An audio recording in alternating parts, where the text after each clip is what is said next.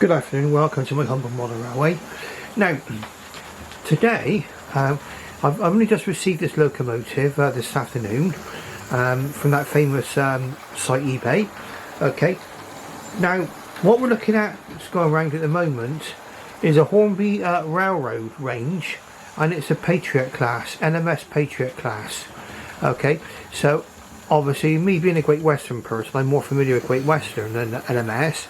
So I've bulked up my knowledge as much as I can on these, but I'll explain to you one thing about this locomotive as it's going around. We're talking about it from a Hornby point of view. Yes, it's in the Hornby railroad range. What do I think about it? Just first thoughts, absolutely delighted. Okay, there's, in my opinion, you get an awful lot with this locomotive considering it's featured in the railroad range. Okay, it's got a lot of things that you would find in the railroad range, like, you know, it's got the black cab and the mould and some moulded on details, but really overall, this for a railroad range locomotive, I think this is spectacular. That's just my personal opinion. Now the Patriot class, this one is called EC Trench. Okay, and I'm sure I wonder, well, what is EC Trench? What does it mean? Is it a person? You know, and it turns out it's named after someone called Ernest Crosby Trench,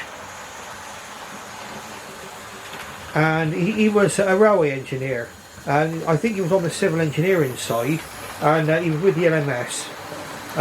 He was with the pre-grouping railways, and then he eventually retired in 1930. He was involved in the Institution of Civil Engineers. He was in 1920. He was also appointed as a commander of the Order of the British Empire for his service rendered in connection with the 1914-18 war, and he also received the Territorial Decoration for Service as a volunteer colonel in the Engineer and Railway Staff Corps. So, Ernest Crosby Trench is well earned his name being placed on a Patriot class locomotive, in my opinion. Now, I don't think he was mechanical engineer, no, the design of the locomotives, so he would have been involved in the civil engineering of the railway, which is a very important job, just as important as the designers of the locomotives, really. Now, this one out of the box, okay, I've not serviced it, not ordered it or anything else, because I wanted to see how it ran out of the box. I always do. And really, I say this is smooth as silk. Okay, absolutely fine looking locomotive. Now the Patriot class, designer Sir Henry Fowler. There were 52 of them altogether, built between 1930 and 1934. Pardon me. Designed by Sir Henry Fowler, and 42 were built at Crewe and 10 were built at Derby. It's a 460 locomotive.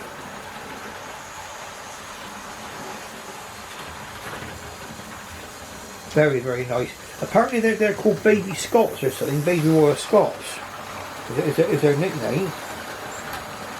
Boiler pressure 200 pound per square inch.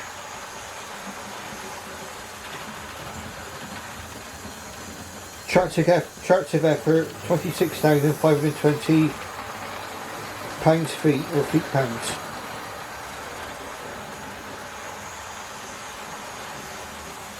So it was a 5 XP under the LMS, and in British Rail ownership it was classed as a 6P.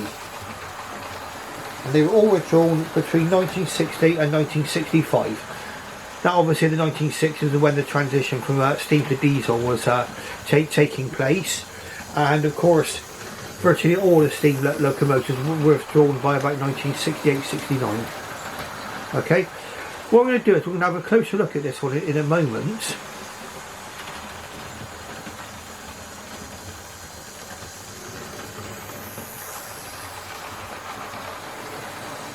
Now, I had to print, it didn't come with the instruction leaflet, but I saw that from the pictures, so I was able to get the instruction leaflet from the internet. So you can see I've managed to print this out myself.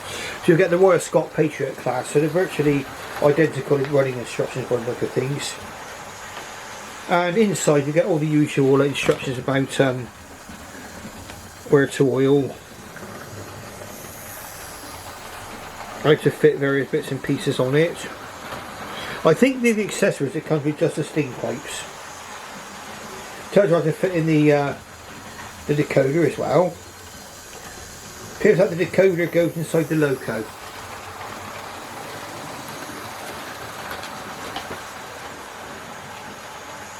Very, very nice locomotive in my opinion. Now it's in BR green. This is the BR Late Crest livery. Okay, and we'll have a look at that in just a moment. I'm going to get on to the Lazy Susan because I can't wait to show you what this locomotive looks like. I mean, some of you might be actually familiar with this particular class.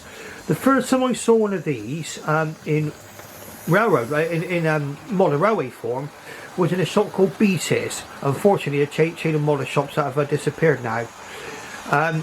And the one I saw back in the late 80s, early 1990s, it was in the Hornby catalogue as Private E. Sykes, if I remember rightly.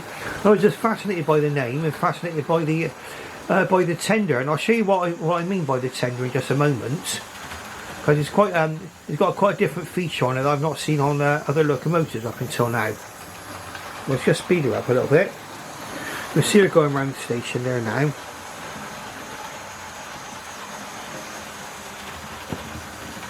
What a super locomotive. I think it's slowing down a bit. I think my bed is, I've got the duvet a little bit uneven underneath it, so I think we're going uphill when you go towards me, but we'll try to push it down a little bit. That's all the, sorry, I just dropped the tripod, but it's all part of the fun of running a railway on top of my bed.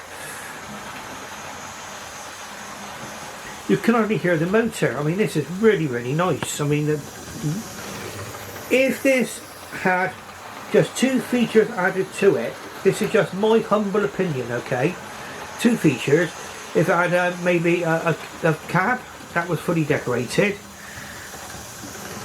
I don't think it's got a smoke box start, but it's got moulded on smoke box details. So the smoke box details on the front also came with separately fitted parts. This could easily be released as a full fat model, in my opinion. It's really, really nice. You might get with a full fat a bit more sophisticated lining, but you'll see in a minute how nice the lining actually is on this locomotive.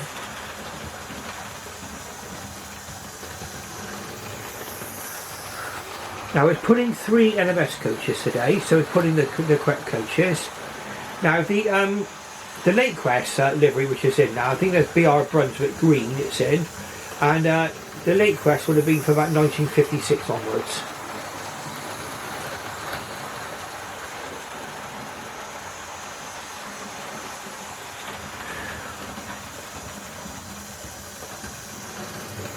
Now, as far as the LMS in Bristol is concerned, yes, the LMS actually had running powers into Bristol Temporary Station, and you did get a lot of LMS trains coming down from the Midlands in the north.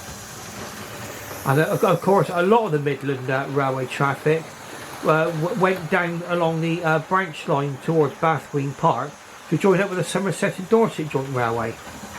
That gave the LMS access to the south coast, to Bournemouth West Station.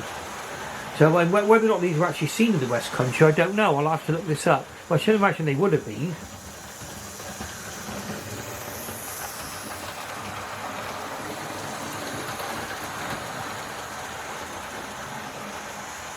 And in fact, a lot of the Midland Railway infrastructure in the Bristol area was actually closed. And during after the beaching era. So it would have been the line that would have gone, I think, from Bristol to Gloucester. A lot of that was torn up.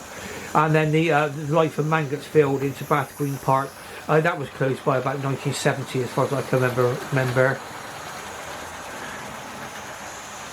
But this is in more or less, these engines would have been released or built in happier times for the Midland Railway in the West Country, when they actually did run into Bristol Temple Meads via their own route from, I think, from Gloucester and Birmingham.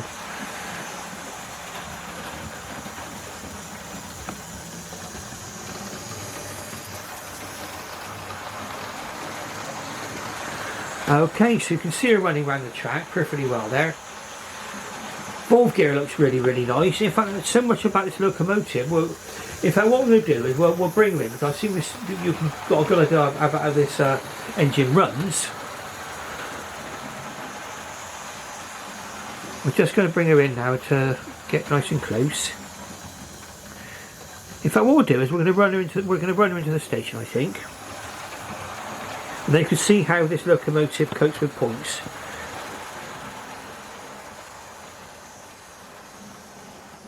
Okay, so we'll just stop her at the signal up there. We'll try to get around the tripod without knocking it over. So let's see what happens. Oh, so get.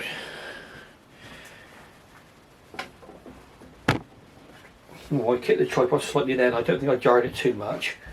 So I was just trying to manoeuvre my quite big feet around it, around the layout and around the tripod. Right, here we go. I'll bring her right into the station, and then we'll follow her in, and then we'll see how she behaves over points. Right, down then. Just squeeze in. There we go. Right. Okay, so over the points.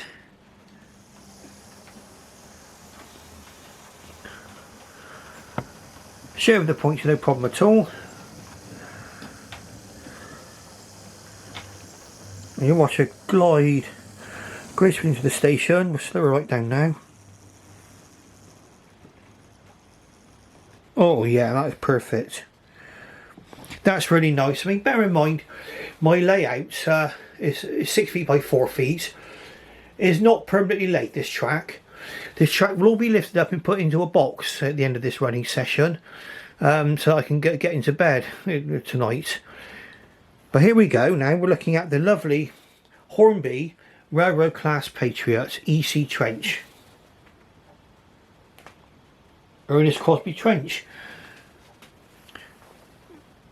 Now I don't know if you can see from here. We'll try and get her zoomed in a little bit.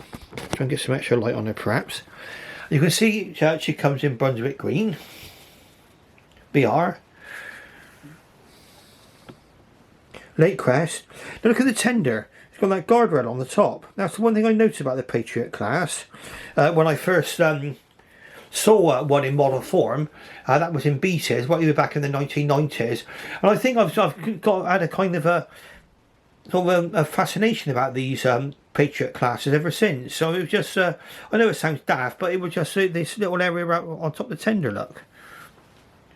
Brilliant. It's got the whistles are quite well represented there. Whistle of safety valves. Nice little steam dome. It's got a nice lining on it as well. The nameplate EC Trench. Okay, so we're going to get right on the Lazy Susan, and we're going to look at her really close up now. So let's just find out where I put Lazy Susan down. There we are.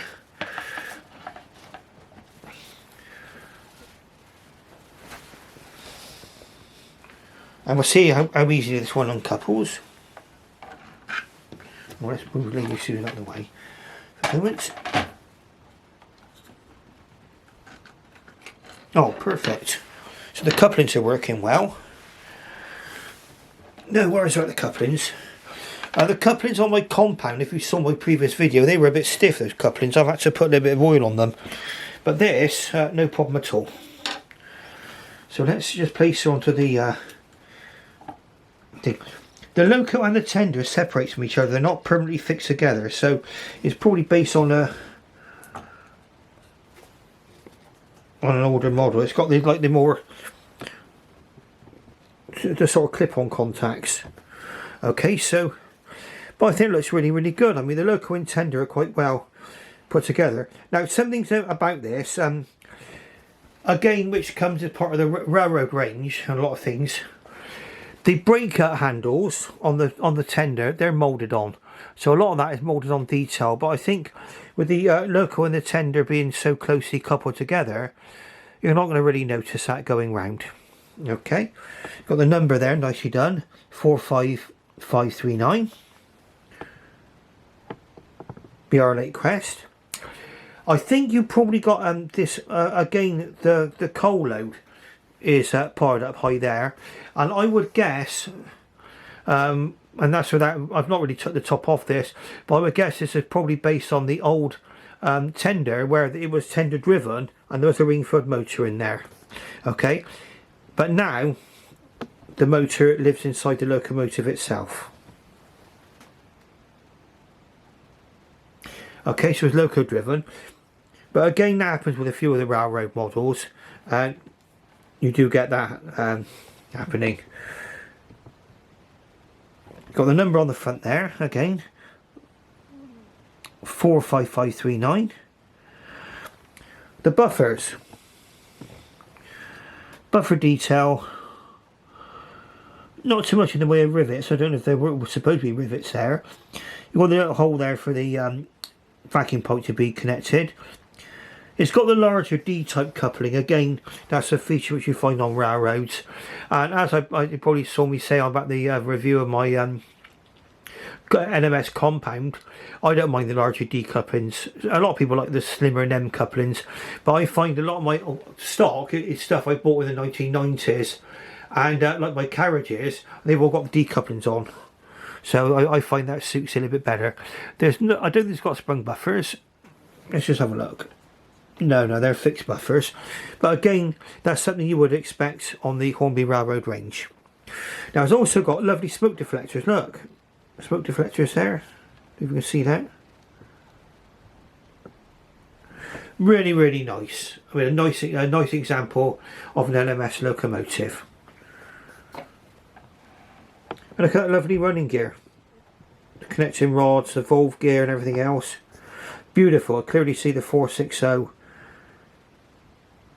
wheel configuration there.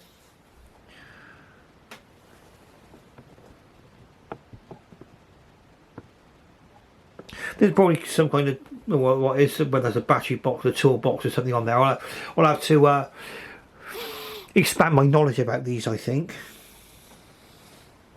Okay, then we come back again to that feature that originally attracted me in the first place. The fact it's got this racking around the top, kind of a guard. On the back of the tender again, not bad. It's got the water filler there. Steps on the back and lamp iron. That's all moulded on. I mean, you can expect that. You've got some rivets on the thing. Now this is funny, now this is unusual. I think this was pointed out by another reviewer. Some of you didn't notice till we got round to the back of the locomotive. Have you noticed? Some of you might be shouting out already. It's got a NEM type coupling, a small narrow NEM type coupling on the back, look. You see the shadow of it there, okay, behind the coupling. But on the front, you've got that larger decoupling. Okay, not to worry. Not something that's going to freak me out. Again, we've got a lovely view of this locomotive here. Beautiful, look at that. But a lot of this thing on here, I mean, to me, for how much it would have been for a railroad model, and how much it cost me, it cost me about £75, I think, this particular one, which if you bear in mind, okay, I know it's more super detailed in the bigger loco, but the new Hush Hush is 230 if you want to buy that brand new. Even a little tiny tender engine, that Blue Caledonia, that's 220 back, if that's recommended retail price, the Backman one. And I got something like this for about, I know it's second hand, but I got this for about £70, I think it was.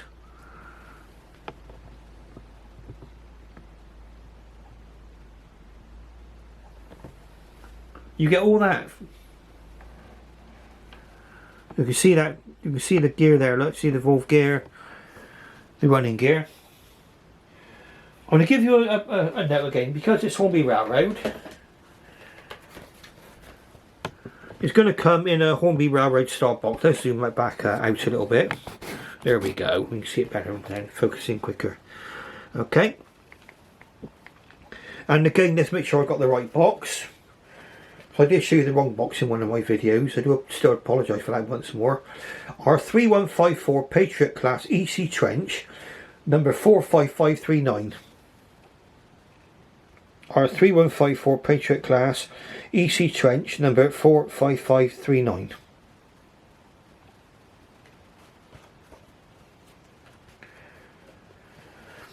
Now, as soon as I looked at this locomotive, as soon as I clapped eyes on this locomotive, okay, me personally, absolutely delighted with it, okay. As soon as I got onto the track, again, delighted. Like I say, the cab detail, you can see it's all black there, the cab detail, just the tender's quite close actually to the cab, so again, you're going to have to really sort of get down low to see any cab detail anyway, even if it was in there. That to me is a sacrifice I can make in a way. If you're going to be getting a nice locomotive like this for the price I paid. If I will have a quick look. Let's have a quick look.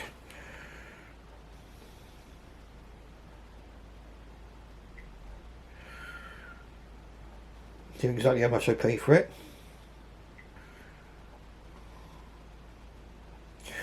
Well, it was £72.99 because it was on offer. Again, the seller reduced the price of it, okay, and it was £4.99 postage. So basically about £77 in the end I got this for.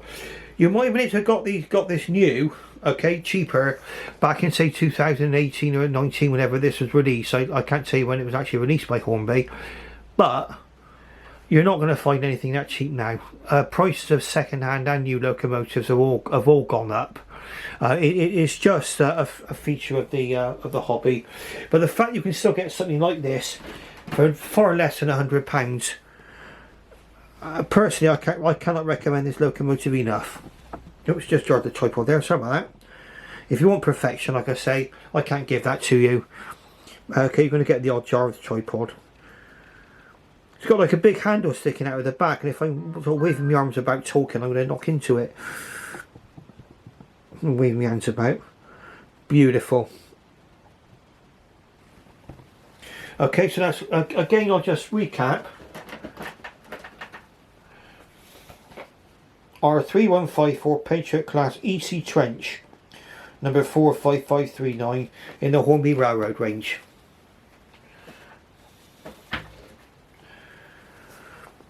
I don't think you can go wrong. Okay, so what we're going to do then, we're going to put this back on the track in just a moment, and we'll watch it going round once more. Okay, so what we're going to have to do is we're going to have to just couple the train back up again. So I'm just going to push those carriages back a moment, and we're going to remove the entire station, put that to one side, and I'm going to make life easy for me. We'll just remove this from the Lazy Susan.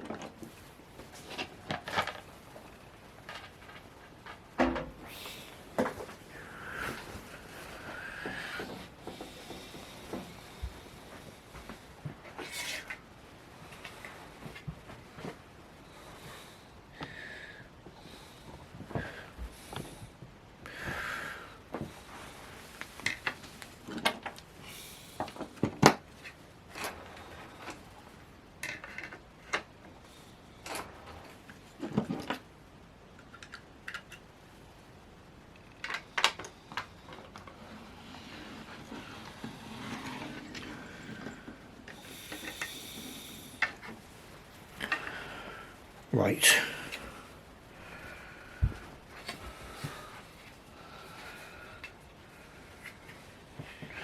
Okay, for those who haven't seen my video before, and if you're a beginner in the hobby, you might want to know what I'm actually using here. These railing ramps you can get, virtually everybody makes them. I think this one was a Gauge Master one, but I think virtually everybody makes one. That helps you definitely to get locomotives onto the track. I know other people you can see can put them on the track with no problem. Well, that's fine if they can do that, and that's good luck to them. And then that also is reduce to uncouple. So you basically put it under the coupling, lift it up, and the coupling should come undone. Okay, so that's what I've been using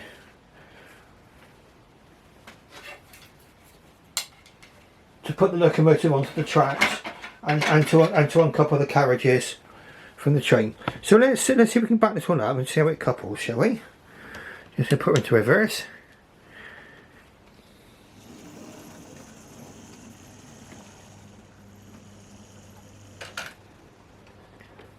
And then we'll just check by moving it forward. Perfect. So those couplings are working beautifully.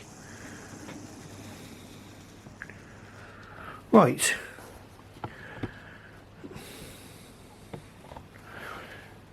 So, our Patriot. The features that attracted me then, originally all that time back in 1990, when I first saw one of these in the early 1990s. The smoke deflectors, which you don't get on Great Western locomotives, okay? And that, I'm going on about it a little bit, but it did attract me. The coal guard around the top. There's like a little fence been built around the top of it, doesn't it? Around the top of the tender. Absolutely superb, loving it. Sorry about the hand getting in the way there. I just got the, had to get down to the controller. You can probably see my hand there anyway. But let's see if we can zoom in a little bit and get my hand out of the picture. No, still in there. Okay, let's go back. And you can see what the controller is. You can see what that motion looks like as well as it's going out.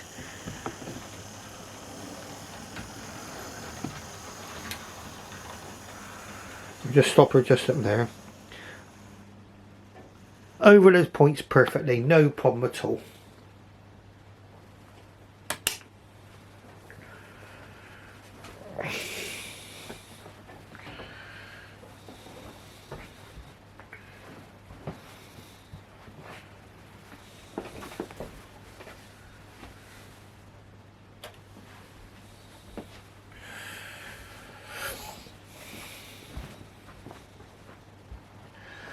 Now, we'll have to be using my little limited knowledge now, so we can imagine this train, what this train's actually doing, okay? So let's see now, it's pulling away. Nice and smooth, beautiful, lovely smooth runner. Beautiful. Okay. And for me being from Bristol, I'll have to imagine this one maybe leaving Temporary Station, going up the LMS route towards Mangotsfield, and then there's two choices. You can either go down the branch towards Bath Green Park or head up towards the north. Okay, so you can imagine this train possibly going from Bristol, going up towards the north, maybe up towards Birmingham perhaps. So just imagining it, I don't know whether or not these actually even ran in the West Country. It's something I have to throw my knowledge in, so just something I'd like to just imagine as I watch this one running round. And I will have to do, I have got a fair knowledge about the LMS on the Somerset and Dorset and what kind of engines that run over the Somerset and Dorset. But really, as far as the actual, the railway line from actually Bristol then running up to the north, I do need to fill my knowledge in a little bit better. Okay, so if you like what you see, press like. Please subscribe and ring that bell to be alerted. It doesn't cost you anything to subscribe. If anybody thinks you're going to be subscribing, you don't have to pay a subscription. It's all free. Okay, I'm nearly on 100 subs. Okay, and I cannot.